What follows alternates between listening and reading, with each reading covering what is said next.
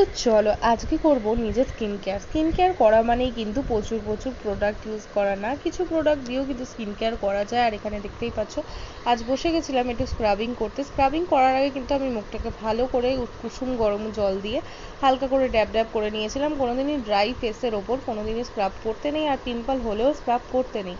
আর এখানে দেখতেই পাচ্ছ আমি স্ক্রাবিংটা কিন্তু প্রচণ্ড ফাস্ট পরিমাণে করছি, কিন্তু আমি কিন্তু প্রচণ্ড আলতো হাতেই করছি। স্ক্রাবিং কখনো জোরে করা উচিত না, কেন স্ক্রাবিং যত জোরে করবে তোমার স্কিন কিন্তু ড্যামেজ হতে বাধ্য হবে। আর এখানে দেখতেই পাচ্ছ আমার চলে এসেছে পুচকুটা এসে দেখছিল যে আমি কী করছিলাম, ওকে নিয়েই আমি স্ক্রাবিং করছিলাম। আর এখানে দেখতেই পাচ্ছ আমার স্ক্রাবিং হয়ে গেছে। 15 মিনিট ধরে স্ক্রাবিং করার পর স্কিনে যে একটা গ্লো ছিল, সত্যি গ্লোটা অসম। কিন্তু আমি আজকে তোমাদের সাথে শেয়ার করবো অনেস্ট রিভিউ হিমালয়া রিটার্ন প্যাকে। আর এই রিটার্ন পিল অফ মাস্কটা ছিল নতুন, যেটা আমি কোনোদিনও এর আগে ইউজ করিনি। আর সত্যি কথা স্ক্রাবিং করার পরে আমার মুখটা এত ক্লিন হয়ে গেছিলো, রিটার্ন প্যাকটা না লাগালে হতো। কিন্তু আমি ভেবেছিলাম পিল অফ মাস্ক একটু লাগাবো, অনেকদিন ইউজ করা হচ্ছে না পিল of mask.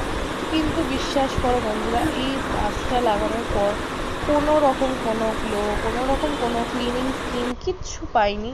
At that normal skin, ঠিক আছে, নো চেঞ্জেস।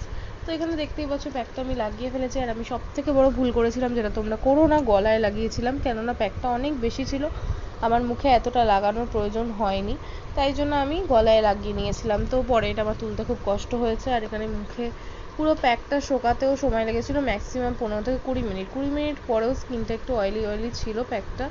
প্যাকটা খুব একটা ভালোভাবে ড্রাই হয়নি, তবুও যেটুকু ড্রাই হয়েছিল আমি তোমাদের দেখালাম। তো ওই প্যাকটাকে তারপর রিমুভ করার সময় একটা জিনিস তোমরা লক্ষ্যই করবে, যে